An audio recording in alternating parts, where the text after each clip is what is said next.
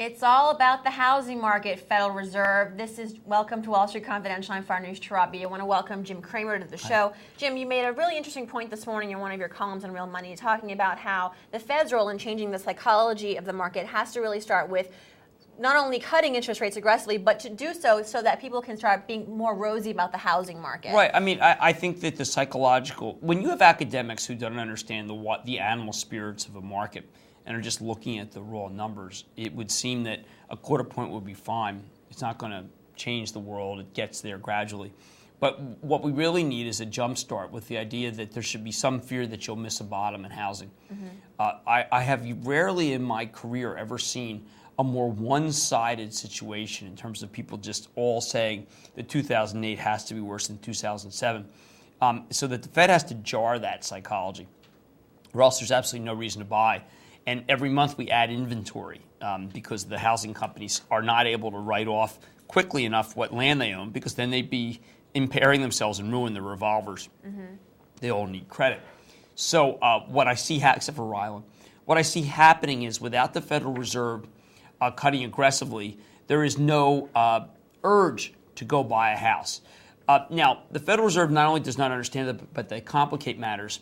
They think that if they could somehow, with a big central bank intervention, because that sounds very good, get together and try to lower what LIBOR, the rate that the teaser rates are played off of, then they think that they can stimulate housing. They can't even get the LIBOR rate down, first of all. But second, that's way beyond the ken of the vast majority of Americans. Of course, the Fed blew it to begin with. They were the ones who could have presided over the whole mortgage mess. But what I see happening is the Fed being very immature and non-rigorous and not recognizing their power, and instead hiding behind these little intricacies. I call it Herbert Hoover approach, which is just tinkering and engineering.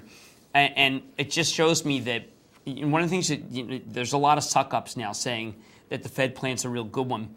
And they're speaking to, I don't know who's speaking to, maybe other people who trade short-term rates, but they're not looking at the larger picture. You need to, if you're the Federal Reserve Chairman, you need to spend time at Countrywide. You need to leave Washington, spend time at Countrywide, spend time at Wells Fargo, spend time at Toll Brothers, spend time at Hovnanian, take a listening tour.